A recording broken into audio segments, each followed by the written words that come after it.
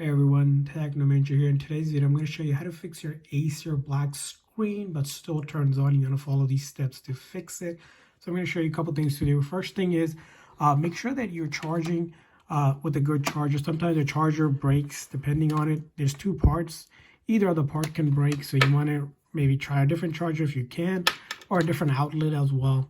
So that's going to be one thing to rule out. And you're going to charge at least half hour or so before trying these methods. So after you have done that, the next thing you're going to see is make sure that it is not basically, the screen might be just really dim. So you'll see on a keyboard here, for example, the F5 and F6. You're just going to click on the F6 here, or depending on your keyboard, you're going to look for the brightness key for the brightness for the display. Sometimes you may need to press the FN and then the brightness so that the brightness actually increases.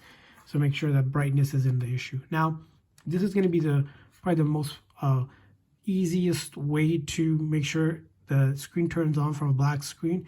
You're going to follow this keyboard combination, which is going to be, you're going to take the Shift, Control, Windows, and B at the same time. So you're going to do Shift, Control, Windows, and then B.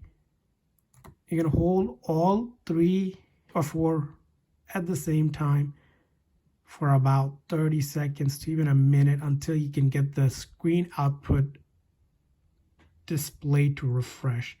This will, again, take some time. Just keep on doing it, 30 seconds to a minute. And after you have done that, you're going to hold down the power for about 30 seconds or until you can get the Acer logo to come on. So here, as you can see here, my screen came up and I'm good to go. Again, all I did was make sure I press Shift, Control, Windows, B at the same time. That's going to refresh that display. And after that, it should be fixed just like that. I hope this video was helpful, so please consider the like and subscribe button for more tips and tricks. See you guys next time.